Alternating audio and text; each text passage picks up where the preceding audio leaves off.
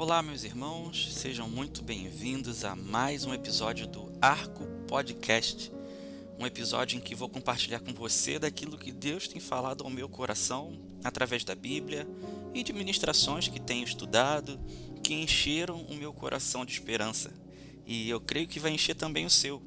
Bom, para quem ainda não me conhece, meu nome é Gabriel Marques, sou membro do CIAM, o Centro Internacional de Adoração e Missões do Rio de Janeiro, ministério dos meus queridos apóstolos Alexandre Macedo e Rita de Cássia, meus mentores espirituais. E relembrando, esse podcast se chama Arco, pois ele tem a missão de ser um instrumento nas mãos de Deus para lançar você, que é uma flecha, nas mãos dele, no alvo profético que Deus estabeleceu para você nesse tempo. Eu quero falar com vocês hoje a respeito de alguns assuntos que têm queimado no meu coração nesses últimos dias. E quem é mais próximo de mim sabe que essa semana eu procurei ficar mais quietinho no meu canto, tenho passado por alguns processos na minha vida pessoal, na minha vida ministerial, e o Senhor sempre nos encontra nesses lugares. Na verdade, eu acho até que em alguns momentos da nossa vida, o próprio Deus nos leva para certos lugares para a gente provar do cuidado e da provisão dele. E para quem ouviu os episódios anteriores, em alguns deles eu falo da história do profeta Elias. E Elias, no capítulo 17 do primeiro livro dos Reis, e pessoal, esse ainda não é o texto base que eu vou usar nessa jornada com vocês, tá? Aquele profeta Elias, que estava diante do rei de Israel, Acabe, marido de Jezabel, profetizando que os céus ficariam fechados e que não ia chover até que ele desse uma segunda ordem, cheio de autoridade e poder de Deus. De repente, naquele mesmo capítulo, Deus chega para ele e diz: Elias, vaza daí, vai para um esconderijo, Elias. E nesse esconderijo, a Bíblia vai dizer que ele foi alimentado por corvos e bebia água de um ribeiro. E eu não vou entrar muito no detalhe da explicação de novo, mas foi um período em que Deus estava mudando as estações.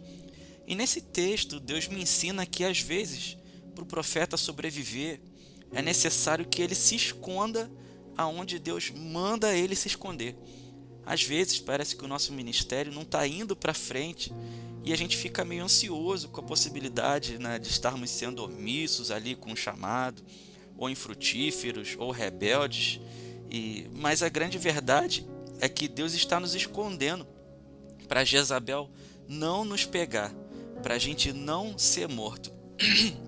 E às vezes Deus vê a necessidade de nos tirar de lugares onde estamos confortáveis e nos manda para um lugar onde não temos nenhum conforto, onde ficamos sim a pão e água, mas longe da influência daquela que tem o poder de nos ferir de morte, na tentativa de se perpetuar no poder e direcionar a adoração a tudo aquilo que não é o Deus verdadeiro. Mas fechando esse grande parênteses e recomendando que você ouça os outros episódios anteriores, eu quero encher o seu coração de esperança a respeito de como o noivo, Cristo, nos enxerga como a sua noiva, a igreja. Para quem não está familiarizado com esses termos, a Bíblia, e nós já vamos ler as referências, retrata Jesus como o noivo, que no fim dos tempos voltará dos céus para buscar a sua noiva, que é a sua igreja. E sabe, meus irmãos, às vezes é necessário a gente se lembrar da maneira como Jesus enxerga a igreja. E isso certamente nos ajuda a colocar os nossos olhos no lugar certo e nos ajuda a cumprir o nosso papel como adoradores dos últimos dias da maneira correta, de acordo com o modelo que existe nos céus. Um problema muito comum que eu observo ser repetido de tempos em tempos é quando a gente vive com a nossa cabeça no passado, ou também quando a gente vive com a cabeça só no presente. A gente foca em como as coisas sempre aconteceram e que por isso provavelmente dificilmente vão mudar, porque sempre foram assim. Ou quando a gente foca em olhar com os olhos naturais, né, os problemas do presente, e a gente diz: a igreja está cheia de problemas, cheia de defeitos, então eu vou abandonar tudo, vou largar tudo para trás, não tem esperança, não tem mais jeito. E a grande verdade é que nós precisamos, como ministros, como pastores, líderes de um modo geral, olhar não somente como a igreja é hoje, ou como tem sido até hoje, mas precisamos ter uma visão de futuro, de como a igreja será gloriosa, de acordo com o que o noivo diz a respeito da noiva.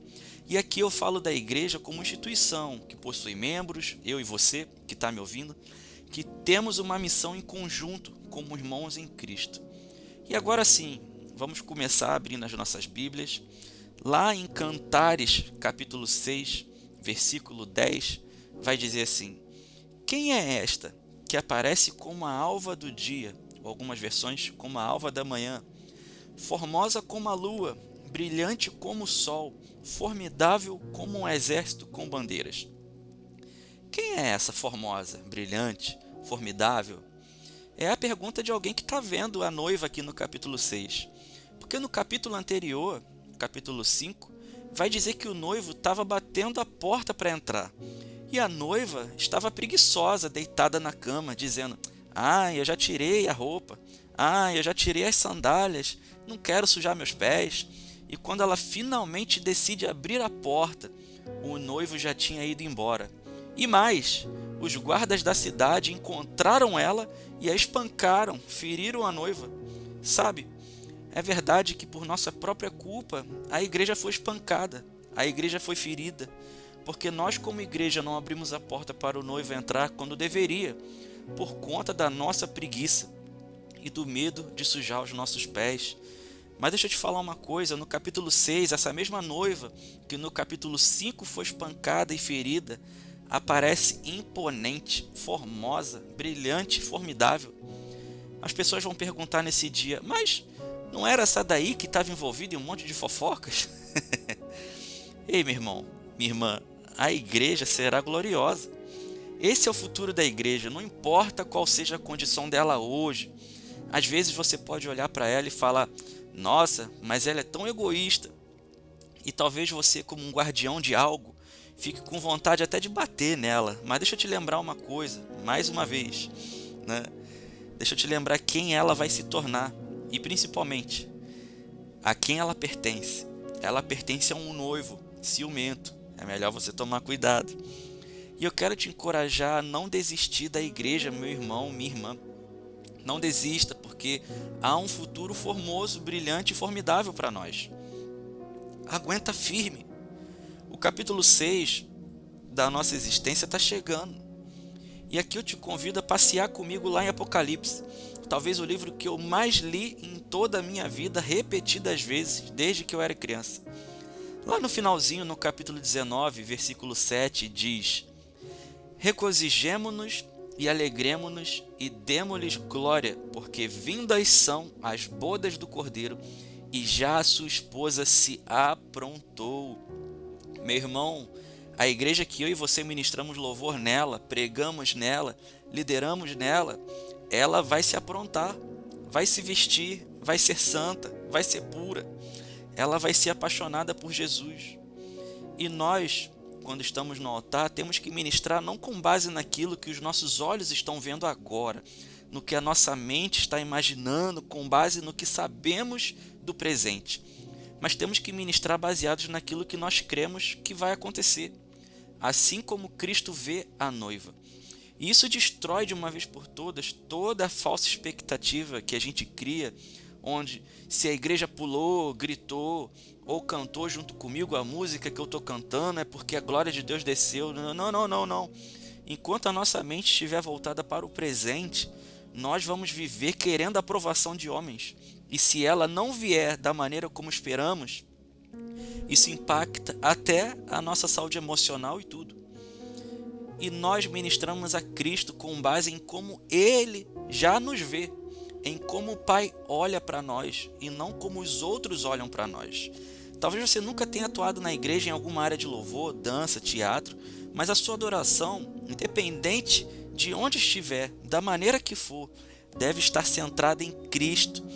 E sua expectativa deve levar em consideração a maneira como o noivo vê você.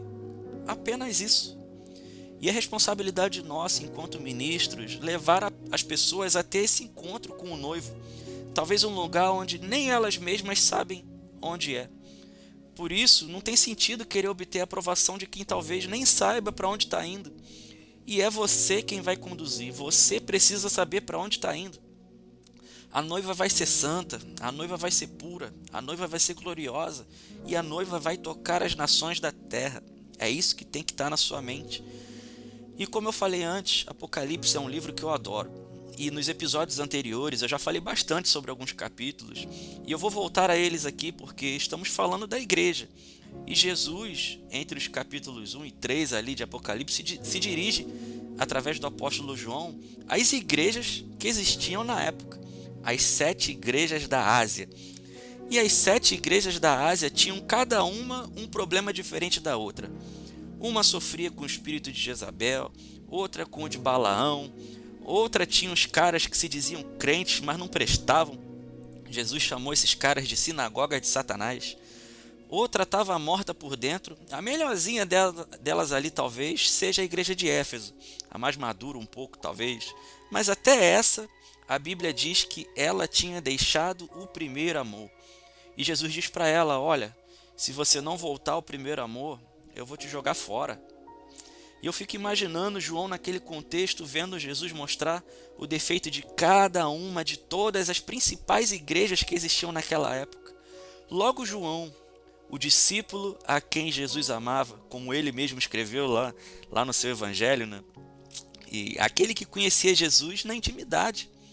Deve ter sido difícil para aquele cara ver no que as igrejas tinham se tornado naquele momento. E até o final do capítulo 3, eu imagino que João já estava talvez por aqui de ver aquilo, pelas tampas. E aí, meus irmãos, vem um dos meus capítulos favoritos da Bíblia inteira, o capítulo 4 de Apocalipse. E logo no primeiro versículo diz assim: depois destas coisas, olhei, e eis que estava uma porta aberta no céu. E a primeira voz, guarda isso, a primeira voz que como de trombeta ouvira falar comigo, disse: sobe aqui e mostrar-te-ei as coisas que depois destas devem acontecer. Meu irmão, minha irmã, aqui tem um ensinamento precioso demais para nós. Quando eu e você não aguentamos mais ver determinadas coisas acontecendo, volte os seus ouvidos para aquela voz que você ouviu no primeiro dia, quando você começou a sua caminhada, a voz que te chamou para o ministério e marcou o início da sua caminhada com Jesus, porque essa voz fala para João: ei, João, sobe aqui comigo, deixa eu mostrar para você o que vai acontecer no futuro. E até aqui, João estava sendo metralhado com um presente, com aquilo que estava acontecendo hoje nas igrejas. Esse problema, aquele problema, manipulação, religiosidade, indiferença, falta de propósito, o cara que faz as coisas para querer aparecer, porque canta bonitinho, dança bonitinho, e aí você diz: ah, eu não aguento mais, eu acho que eu vou largar isso tudo, vou ficar só de casa mesmo. E aí a voz diz: ei, sobe aqui, meu filho, deixa eu mostrar para você que independente disso tudo aí, o futuro da igreja será glorioso. Então, de repente, nesse mesmo capítulo e no próximo, no capítulo 5, João se vê no meio do céu e vê com os próprios olhos em espírito as coisas que estavam acontecendo por lá. A adoração dos 24 anciãos e dos 4 seres viventes, milhares de anjos clamando que Deus é santo. E então, depois daquilo tudo, João relata que vê na mão daquele que estava sentado no trono um livro, selado com 7 selos. E João mesmo no versículo 4 diz: e eu chorava muito, porque ninguém foi achado digno de abrir o livro, nem de o ler, nem de olhar para ele. Gente, isso parece muito com a gente quando a gente olha uma situação toda encalacrada, toda selada, toda amarrada, e a gente começa a chorar porque quando a gente acha, né, que não importa o que aconteça, nada vai ser capaz de resolver aquilo. Então João diz no versículo seguinte: e disse-me um dos anciãos: não chores, não chora, João. Eis aqui o leão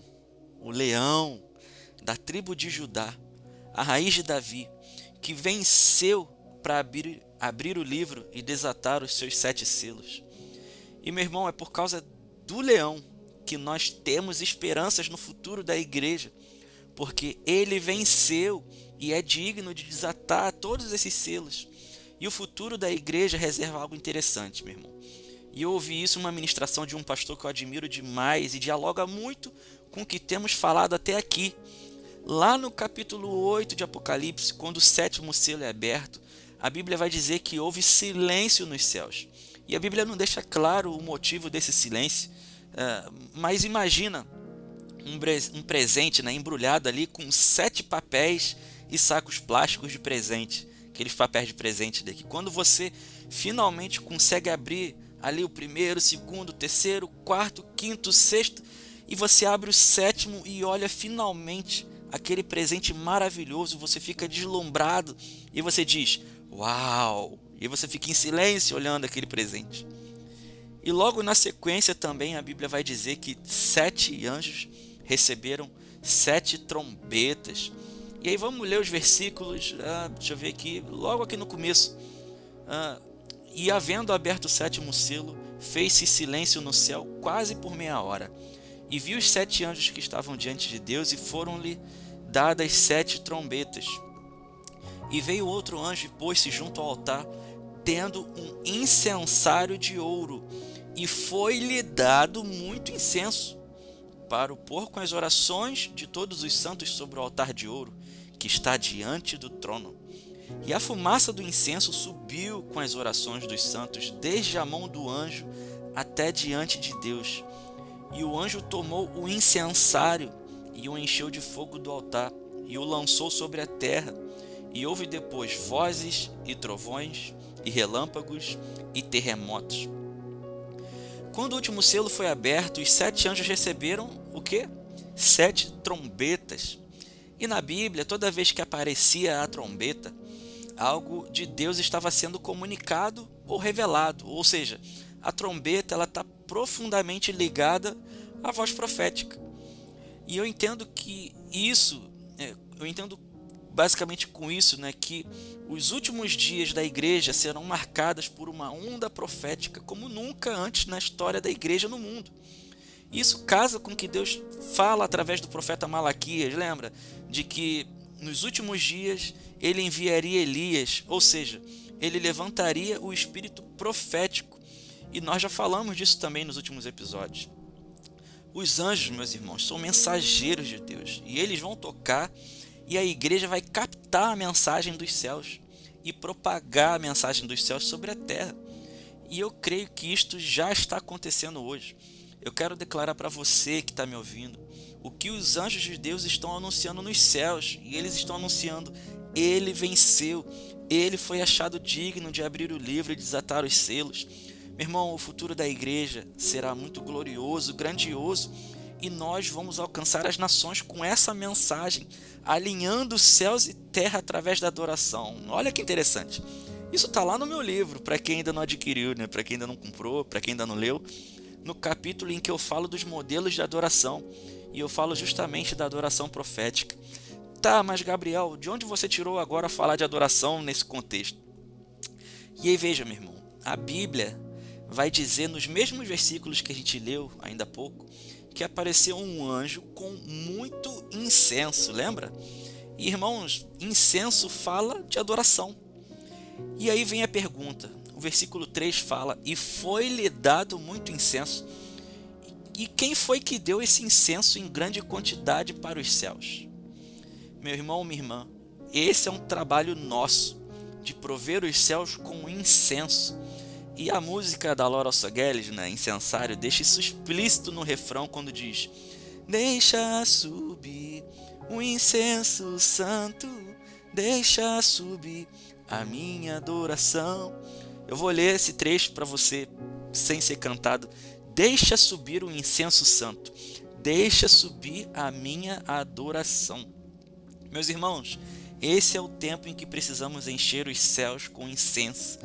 Esses próximos dias serão marcados com uma adoração a Jesus como nunca houve antes na história. E nós vamos encher os céus e o trono de Deus com incenso. A igreja vai adorar como nunca adorou antes. E agora vamos mergulhar um pouquinho mais fundo na revelação, porque esse incenso ele tem um propósito específico nesse capítulo, que é ser misturado à oração dos santos. E nós no Cian temos começado a ouvir muito mais nos últimos dias a respeito de um mover de oração e palavra. O nosso apóstolo, ele tem compartilhado experiências que ele tomou conhecimento de uma outra igreja que passou um ano inteiro se movendo apenas na oração e na palavra. E isso me mostra que as igrejas no Brasil têm sido já despertadas a respeito desse mover de oração. As igrejas no Brasil têm sido despertadas a respeito do mover de intercessão profética, como nunca houve antes. E a Bíblia nos revela que é justamente a mistura do incenso com as orações que causam movimento nos céus diante do trono de Deus. A gente vai ver que o anjo então pegou o incensário, colocou incenso dentro, ou seja, colocou a adoração, colocou as orações dos santos ali dentro, depois pegou o fogo do altar, colocou ali dentro e levou diante do trono de Deus. Do trono de Deus foi lançado sobre a terra e causou uma reação na terra de trovões, relâmpagos e terremotos. E a pergunta que você se faz é: beleza, mas que incensário é esse? O que significa isso? E a música da Laura Sogueles também fala disso, mas eu quero trazer um exemplo bíblico que está lá no livro de Números, capítulo 16. A gente também falou ali dos capítulos 22 enfim, a gente deu uma passeada boa ali do capítulo 22 em diante no episódio anterior. E a Bíblia conta a história de um homem que incitou algumas pessoas a se rebelarem contra Moisés e Arão. E por isso ele fez com que uma praga se acendesse contra o povo de Israel, porque estavam em pecado. E Moisés então fala para Arão: Arão, corre, pega lá o seu incensário, coloca nele incenso, coloca fogo do altar. Então vai lá onde existe morte e começa a balançar o incensário. E a Bíblia diz que naquele instante a morte parou. Isso aconteceu porque Arão era sumo sacerdote. Só ele podia encher o incensário com fogo do altar e lançar no lugar onde havia morte, para que a morte parasse. E aqui tem uma coisa interessante. Quem é hoje o nosso sumo sacerdote? Hoje o nosso sumo sacerdote é Jesus, segundo a ordem de Melquisedeque, o rei de Salém. E nós somos esse incensário que ele quer usar para nos encher com o incenso da adoração, com as orações dos santos, nos encher com o fogo do altar e, segundo Apocalipse 8, lançar sobre a terra, lançar sobre as nações, para que a estrutura da natureza que existe no local seja completamente abalada e transformada com sinais, prodígios e maravilhas, ou seja, com trovões, relâmpagos e terremotos. E para encerrar esse episódio, que nos enche de esperança pelo que está por vir nos próximos dias sobre a igreja, eu quero finalizar com o último capítulo de toda a Bíblia, Apocalipse 22. Lá no versículo 17 vai dizer: E o Espírito e a noiva dizem: Vem. E quem ouve, diga: Vem. Só até aí. O último capítulo da Bíblia nos revela que, nos últimos dias, a igreja não só estará restaurada, limpa, pura e santa, como também ela e o noivo terão uma só voz. Vão dizer as mesmas coisas. Serão de fato um, como nunca foram antes. O Espírito e a noiva dizem a mesma coisa: Vem. E essa igreja unificada com Cristo, santa, pura, sem feridas, junto com o Espírito de Deus, fazem um convite para todos aqueles que estão ouvindo. E o convite diz: E quem ouve, diga: Vem. Ou seja, o Espírito e a igreja nos convidam a falar uma mesma linguagem com eles, unificar os discursos, unificar a linguagem, unificar os pensamentos, voltar os nossos olhos para o futuro da noiva, porque existe água da vida de graça para todos aqueles que aceitarem esse convite. Eu sei que o seu coração está queimando e isso é sinal que você é um dos escolhidos para ser cheio desse fogo do altar, para espalhar pelas nações da terra, e não importa a realidade que nos cerca hoje, existe um futuro glorioso para nós como noiva de Cristo, onde nós seremos um com Ele e as portas do inferno não prevalecerão contra a igreja. Meu irmão, eu quero orar com você agora. Feche seus olhos. Senhor, aqui está o teu filho, a tua filha. Senhor, às vezes nós choramos e nos entristecemos com o que os nossos olhos veem, mas o Senhor nos convida a olhar para o futuro da noiva e para olhar para a realidade presente que há nos céus hoje. O Senhor assentado num alto e sublime trono, digno de abrir o livro e desatar os selos, desfazer toda a confusão que aparenta ser intransponível aos olhos terrenos. Te agradecemos por fazer de nós incensários para espalhar do fogo que há em teu altar sobre as nações da terra. Que essa missão venha arder em nossos corações hoje e que a gente entenda, meu Deus, de uma vez por todas, que o nosso propósito de vida também consiste em produzir incenso para os céus e encher o trono do Senhor com uma adoração verdadeira, genuína. O Senhor não quer ouvir música bonita, gente cantando maravilhosamente bem, porque o Senhor já tem os anjos para isso, mas o Senhor quer receber o nosso coração em adoração, a nossa atenção, os nossos anseios pela tua voz, pela tua direção e principalmente pela tua presença doce e suave. Queremos depositar sobre ti os nossos fardos que temos carregados até aqui, tentando entender e resolver aquilo que só o Senhor tem poder para fazer. E tomamos o teu jugo, que é suave, e o teu fardo, que é leve. Nos surpreenda essa semana, meu Deus, com novidades dos céus. Queremos encher a terra com o que o Senhor tem diante do trono, para que todo joelho se dobre e toda língua confesse que Jesus Cristo é o Rei dos Reis, o Senhor dos Senhores, e que reina para todo sempre. Em nome de Jesus. Amém. Irmãos, eu quero agradecer as mensagens que eu tenho recebido de vocês, sobre o quanto esse podcast fala ao coração de vocês. Isso é importante demais para mim. Continuem compartilhando, porque para mim é muito importante de verdade, gente. E eu peço que vocês compartilhem esse link desse episódio com seus amigos, com seus irmãos, e vamos permanecer firmes e constantes, porque a noiva está sendo preparada para a volta do noivo e não podemos ficar de fora dessa grande festa, tá bom? Um grande abraço, fiquem com Deus e até o próximo episódio. Um grande abraço.